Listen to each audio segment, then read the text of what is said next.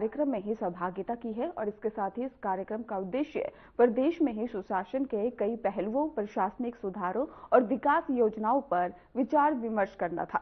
मुख्यमंत्री मोहन यादव ने संवाद के दौरान ही प्रशासनिक सुधारों, जन सुविधाओं के विस्तार और विकास परियोजनाओं के त्वरित कार्यान्वयन पर भी जोर दिया है और कार्यक्रम में ही कई सरकारी अधिकारी, विशेषज्ञ और नागरिक प्रतिनिधि उपस्थित रहे हैं। उन्होंने सुशासन के लिए ही अपने सुझाव और अनुभव भी साझा किए हैं।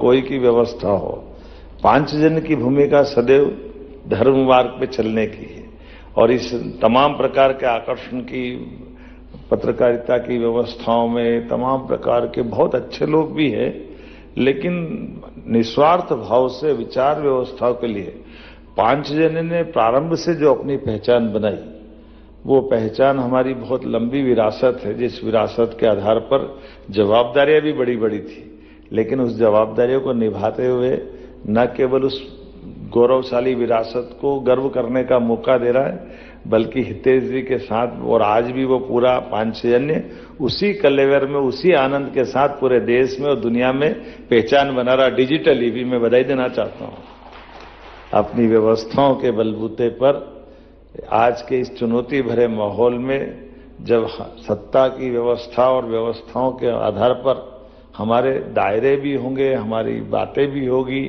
हमारी सारी व्यवस्थाओं के बीच योग्य प्रकार से मार्ग निकालना।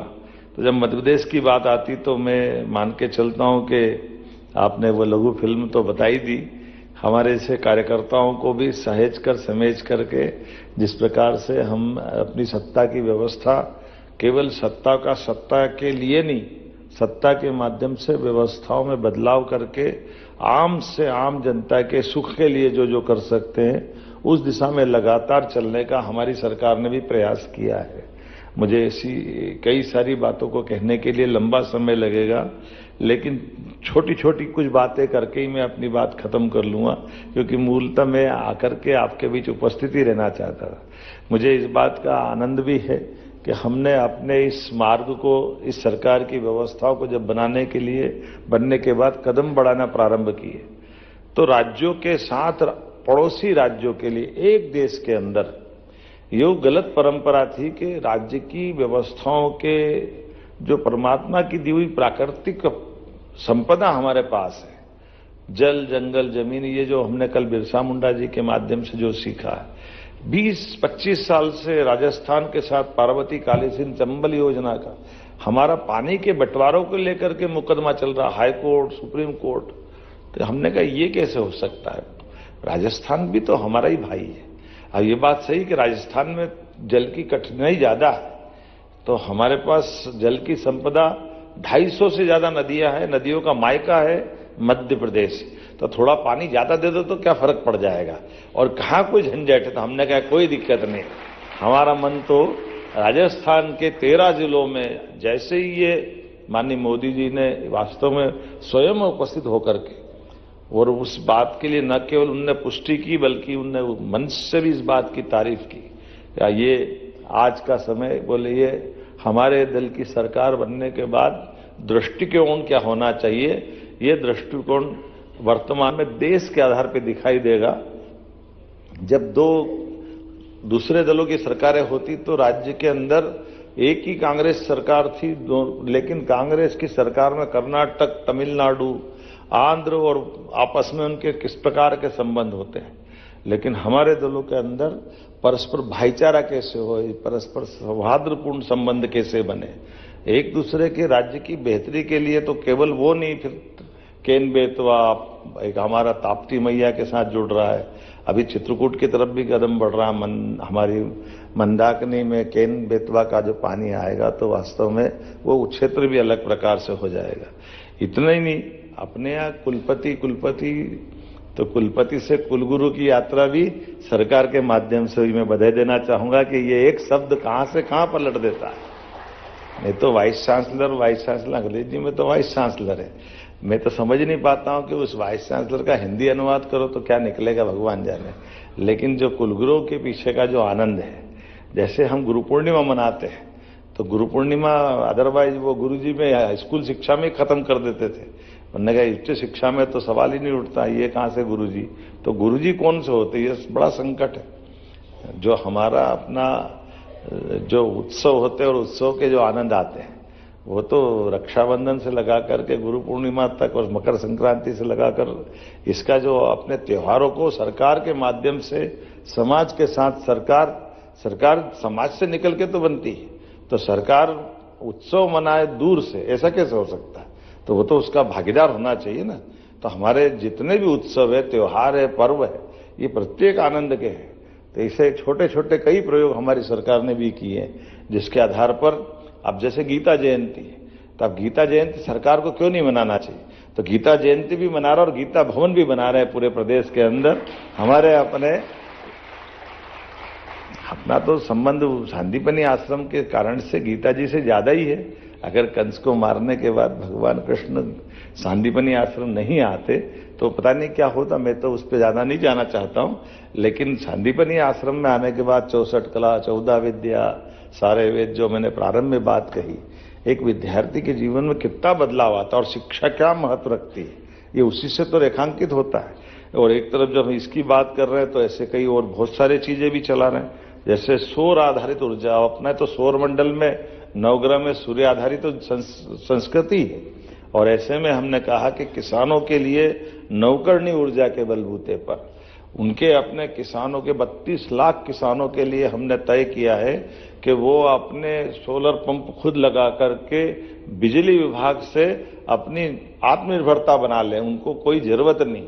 और इसके आधार पर हमारी जो लगा 18-20 हजार करोड़ की सब्सिडी है, वो बजट में भी हम उस काम को विकास के मामले में लगाएंगे।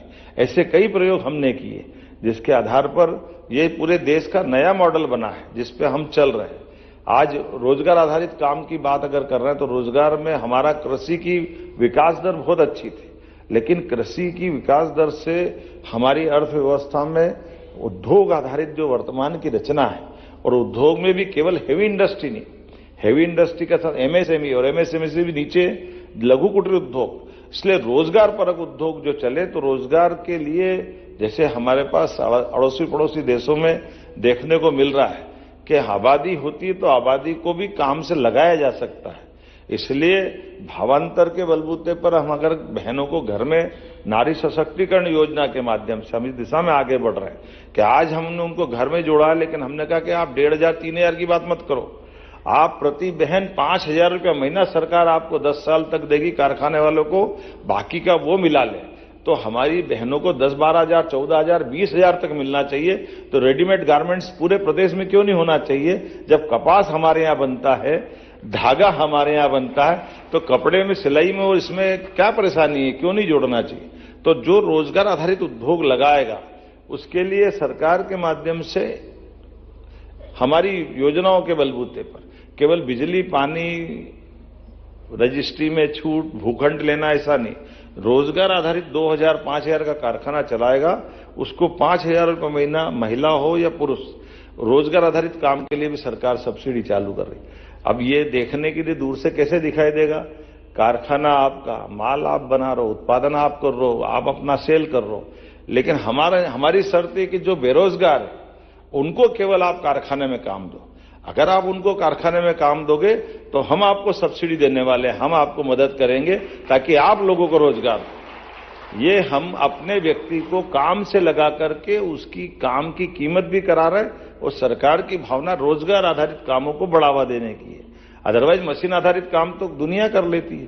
तो ये जो हमारी दूसरी पद्धति, दूसरी शासन व्यवस्था जो यूरोपीय कल्चर से अलग हटती है, वो हम अपनी उसी भावना के आधार पर जाना चाहते हैं कि हम गरीब से गरीब आदमी की जिंदगी में बदलाव लाना चाहते हैं। ऐसी एक नहीं, कई सारी चीजें हैं। हमने नदी जोड़ों की बात करी, तुअर दाल पर टैक्स लगता था, अब अपने यहाँ तुअर कम होती है, अरहर की दाल तो महाराष्ट्र से आती है। अब महाराष्ट्र की मंडी अलग टैक्स लगाए, फिर यहाँ आए तो यहाँ अलग टैक्स हो, इसके चक्कर में तुअर के कारखाने बंद हो रहे। तो हमने कहा नहीं, तुअर दाल तो वास्तव में पौष्टिक है, ये हमारे लिए वास्तव में विटामिन का काम करती है, इसलिए ये चीजों से जितना अच्छा हो सकता है ऐसी एक नहीं कई सारी चीजों को करने का प्रयास किया। भावांतर स्कीम का ये भी देश में नवाचार है, नया प्रयोग है। यद्यपि माननीय नरेंद्र मोदी जी, माननीय प्रधानमंत्री जी ने 17-18 में इस योजना को लागू कर दिया, लंबा टाइम निकल गया, लेकिन जो कठिनाई दिखती है, एमएसपी पे खरीदने का अच्छा सिस्टम चालू हुआ, लेकिन एमएसपी पे माल सरकार तो खरीद लेती है, फिर उसको अपने गोडाउन में रखवाना, तुलवाना, सामान के लिए और संभालने के लिए, ट्रांसपोर्टेशन के लिए 2-4 साल रखो तो भाड़ा 2-5। मैं बैठा तो हमने तय कर लिया कि किसी भी हालत में 10 साल, 5 साल, 15 साल माल डला तो डला, वो मालूम पड़ा कि धीरे धीरे कीड़े खा गए पूरे, तो वो कहाँ गया माल? बोले हो गया वो तो पूरा, फालतू में काहे का भाड़ा दे रहे हैं। हमने तय कर दिया इस सीमा के बाहर नहीं जाना चाहिए, और अब तो ये तय किया भावांतर से वो अपने ढंग से बेच ले। तो आज अकेला बताना चाहूंगा कि हमारे अभी आज सोयाबीन का अगर हमने भावांतर का रेट दे रहे हैं तो लगभग 4000 के आसपास में हमने अपनी किसान को उपज बेचने का मॉडल रेट तय करवाया। तो 5300-2800 का भाव था, तो 4008 का रुपया उसको मॉडल रेट में गया, तो 1320 रुपया प्रति किसान को हम दे रहे हैं। लेकिन ये भी बड़ा आनंद है कि इसमें मोदी जी 800 रुपये मिला रहे हैं, 500 रुपये हमको लग रहा है। लेकिन केवल इतने ही बताना चाहेंगे कि अगर ये हम अपना पूरा माल अपन एमएसपी पे खरीदते तो हमको 2000 करोड़ रुपया भाड़े के लिए रखना पड़ता अलग से, जो पूरा बच रहा है। तो सरकार 1-1 रुपया बचा करके बजट का उपयोग जनता के कल्याण के लिए करे, विकास परक व्यवस्था के लिए करे, सुशासन के लिए करे। मुझे गर्व है कि पूरे देश में एकमात्र राज्य अपना मध्य प्रदेश है जो इस दिशा में आगे बढ़ा, जो बाकी केस स्टडी बनकर के पूरे देश से भारत सरकार ने भी दल भेजा है, और 5 राज्यों के लोग अलग अलग प्रकार से हमारी इन व्यवस्थाओं को समझने आए। रीजनल इंडस्ट्री कॉन्क्लेव, जीआईएस अकेला एक ही इंदौर में हो रहा था, कई साल से होता था। हमने कहा राजधानी तो 56 में बन गई, तो यहां क्यों नहीं कर रहे? राजधानी है, नया होना चाहिए। मुझे गर्व है कि यशस्वी प्रधानमंत्री पहली बार एक दिन पहले आकर के हमारे ऐसे जीआईएस में भी शामिल हुए, और 30 लाख करोड़ के निवेश के बड़े कामों के साथ, और ऐसे एक नहीं, उसके साथ साथ जो हम अपनी इंडस्ट्रियों की जिस ढंग की हम अपने भूमि पूजन लोकार्पण करा रहे हैं, तो लगभग आज की स्थिति ये है कि हमारे पास अधिकांश स्थान पर लगभग 8 लाख करोड़ के निवेश के प्रस्ताव जमीन पे उतार करके 6 लाख के तो भूमि पूजन लोकार्पण करके हमने उस पर काम चालू करा दिए। और अब प्रधानमंत्री जी से और माननीय गृह मंत्री जी से टाइम ले रहे हैं कि आप आओ तो एक दिन में 2 लाख 2.5 लाख का एक साथ भूमि पूजन लोकार्पण कराएंगे हमारे राज्य के साथ। पूरे देश में सबसे तेज गति से निवेश संवर्धन के कामों को बढ़ाते हुए 24% की ग्रोथ रेट से हम चल रहे हैं। ऐसे एक नहीं, लक्ष्य भी ऐसे तय कर लिया कि सरकार बैठेंगे, सरकार में बैठे तो ठीक है, लेकिन सरकार के माध्यम से योजनाओं को बंद नहीं करेंगे, लेकिन जो चली हुई योजना के अलावा हमारी ग्रोथ को कितनी तेजी से ले जाएगी, तो बजट को 5 साल में डबल करेंगे। इसलिए वो ग्रोथ रेट मेंटेन करते हुए प्रत्येक विभाग को टारगेट भी बड़े बड़े दे रहे हैं, और कई नवाचार भी नए साथ करते जा रहे हैं। जैसे देश के अंदर पहली बार ऐसा हो रहा है कि मेडिकल कॉलेज खोल रहे हैं, लेकिन मेडिकल कॉलेज में आमतौर पर मेडिकल कॉलेज के लिए हॉस्पिटल अलग, रेगुलर हॉस्पिटल चल रहा है वो अलग, उसके कैंपस में वो 1000-4000 करोड़ का पूरा खर्चा खड़ा करो, और फिर वो मेडिकल कॉलेज में भर्ती हो रही नहीं हो रही, बहुत सारी झंझट थी। हमने कहा थोड़ा संशोधन कर देते हैं, मेडिकल कॉलेज के लिए हम हॉस्पिटल दे देंगे चला हुआ, जिसमें डॉक्टर भी है, मरीज भी है, पैरामेडिकल स्टाफ भी है, सारा सिस्टम बना हुआ है। और 10 साल के लिए मेडिकल कॉलेज वाले से कहेंगे तुम अपना इस हॉस्पिटल को रख लो, और 2 साल में आप 2 साल बाद अपना बड़ा हॉस्पिटल बना लेना, 10 साल तक आप रहना, तनख्वाह उनका सारा खर्चा हम करते रहेंगे। अब केवल हॉस्पिटल तो हमारा आज भी चल रहा है, लेकिन हमारा हॉस्पिटल देने से आज स्थिति क्या बनी, बैतूल हमारा मेडिकल कॉलेज चला गया, धार हमारा मेडिकल, केवल हॉस्पिटल दे रहा है। अब मेडिकल कॉलेज को खड़ा करने का सारा पैसा जो प्राइवेट सेक्टर पीपी मॉडल पे ला रहा है वो जा रहा है। ऐसे करके 4 पहले के और अभी 9 फिर लगा दिए हमने। तो प्रत्येक स्थान पर मेडिकल कॉलेज नीचे तक कैसे पहुंचे। एग्रीकल्चर कॉलेज, कृषि आधारित हमारा राज्य है, तो कृषि आधारित राज्य के अंदर पहले केवल कृषि आधारित एक विषय का, एक कोर्स का एक कॉलेज खोलो। 2 यूनिवर्सिटी हमारे पास थी, ग्वालियर में और जबलपुर में। हमने कहा इसके बजाय सारे विश्वविद्यालयों के अंदर बीएससी एग्रीकल्चर खोलो।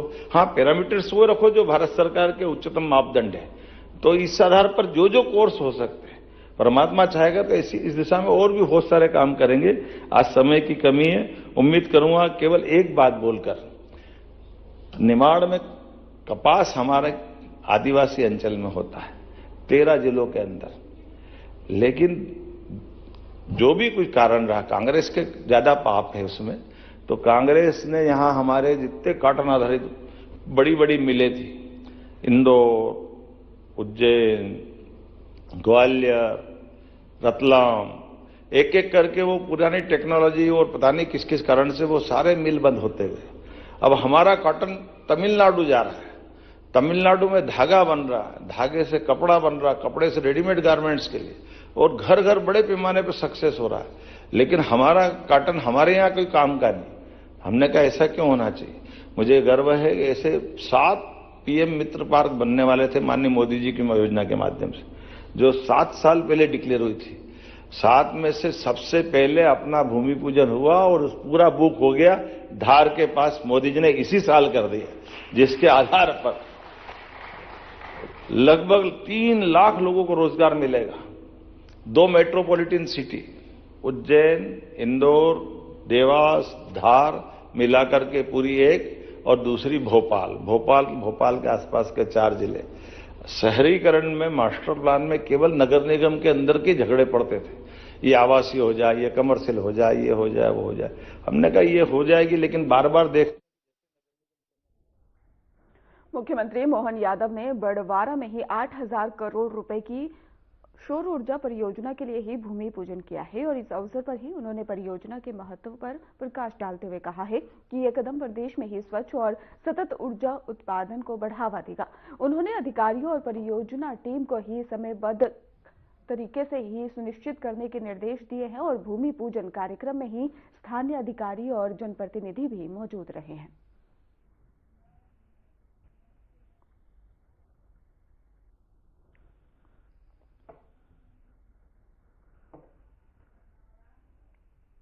मुख्यमंत्री मोहन यादव वृंदावन के ही बागेश्वर धाम पहुंचे। वहां पर आचार्य धीरेन्द्र कृष्ण शास्त्री की सनातन हिंदू एकता पदयात्रा में शामिल हुए।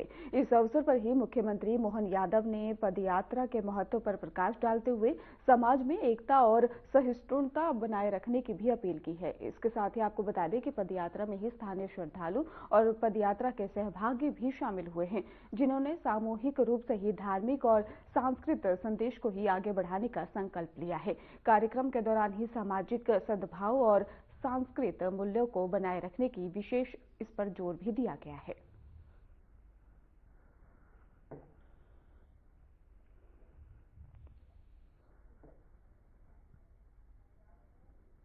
खबर धार से है, जहां पर प्रधानमंत्री नरेंद्र मोदी ने जनजातीय गौरव दिवस के अवसर पर धार जिले के ही मनावर के ही पास ग्राम देवला में 18.72 करोड़ रुपए की ही लागत से बने पहला एकलव्य मॉडल आवासीय विद्यालय का शिलान्यास किया है। इस अवसर पर ही उन्होंने देश भर में 50 नए एकलव्य विद्यालयों का शिलान्यास और 42 विद्यालयों का वर्चुअल उद्घाटन भी किया। ये विद्यालय कक्षा 6 से ही 12 तक के आदिवासी छात्रों को निःशुल्क शिक्षा, किताबें, कपड़े, भोजन, आवास जैसी सुविधाएं प्रदान करेगा। आपको बताते चले कि प्राचार्य के ही छगन सिंह तन्वे ने बताया है कि स्कूल में ही कंप्यूटर शिक्षा, खेल कौशल विकास और स्थानीय कला संस्कृति के संरक्षण की विशेष सुविधाएं भी उपलब्ध होंगी।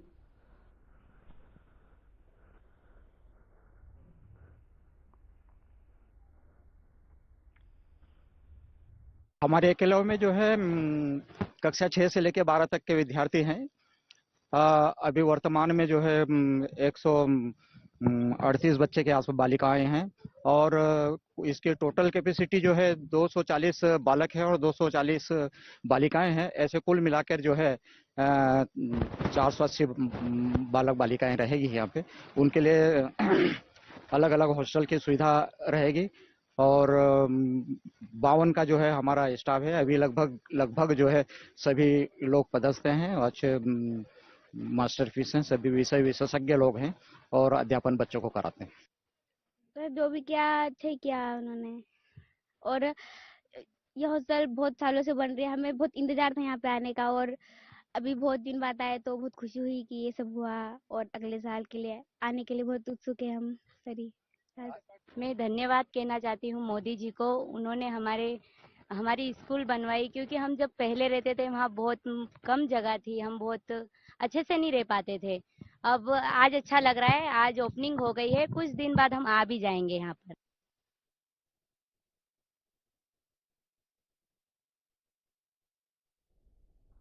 खबर छतरपुर से है, जहां पर राष्ट्रीय स्वयं सेवक संघ के शताब्दी वर्ष पर विद्या भारती ने ही सप्तशक्ति संगम कार्यक्रम सरस्वती उच्चतर माध्यम विद्यालय राजा कॉलोनी में आयोजित किया और कार्यक्रम का उद्देश्य महिला सशक्तिकरण को ही बढ़ावा देना था। मुख्य अतिथि बीजेपी प्रदेश मंत्री अर्चना गुड्डू सिंह, विशिष्ट अतिथि भाग्यश्री नातूनी और इसके साथ ही अध्यक्ष प्रीति अग्रवाल रही हैं। कार्यक्रम में बड़ी संख्या में महिलाएं मौजूद थीं और कार्यक्रम में ही सामाजिक समरसता और कुटुंबवाद प्रबोधन और इसके साथ ही पर्यावरण संरक्षण और स्वबोध और नागरिक कर्तव्यों पर विचार साझा किए गए। आपको बता दें कि संयोजिका साधना दीक्षित ने अतिथियों का भव्य स्वागत किया है, जबकि कार्यक्रम का संचालन अनुराधा कटारे ने किया है।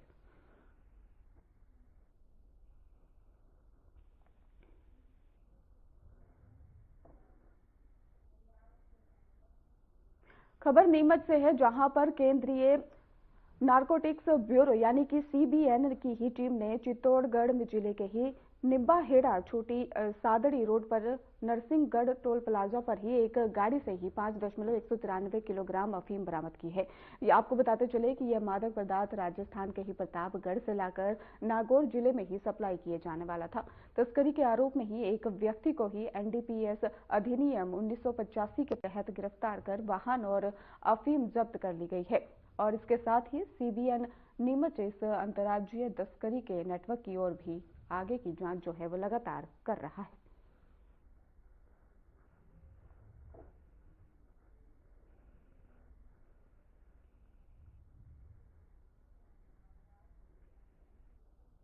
उज्जैन के महाकालेश्वर ज्योतिर्लिंग मंदिर में आज भव्य भस्म आरती का आयोजन किया गया और मंदिर में ही श्रद्धालुओं की भारी भीड़ भी उमड़ी और जिन्होंने बाबा महाकाल के दर्शन कर आशीर्वाद लिया है। मंदिर के ही पुजारियों ने पारंपरिक विधि विधान के साथ ही भस्म आरती संपन्न कराई है और जिसमें शिव भक्तों ने विशेष भक्ति और श्रद्धा के साथ हिस्सा लिया।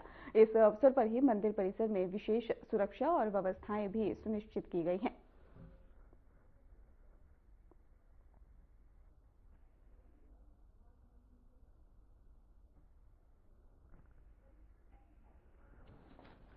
तो शिव भक्तों ने यहां पर आशीर्वाद लिया है। आपको बता दें कि पारंपरिक विधि से ही आरती संपन्न कराई गई है। काफी संख्या में ही श्रद्धालु मौजूद रहे हैं। शिव भक्तों का तांता यहां पर महाकालेश्वर में देखने को मिला है। आपको बता दें कि उज्जैन के महाकालेश्वर में भस्म आरती की गई है। श्रद्धालुओं की आस्था यहां पर देखने को मिली है। इसके साथ ही भारी संख्या में ही सुबह से ही भक्तों की भीड़ यहां पर देखने को मिल रही है।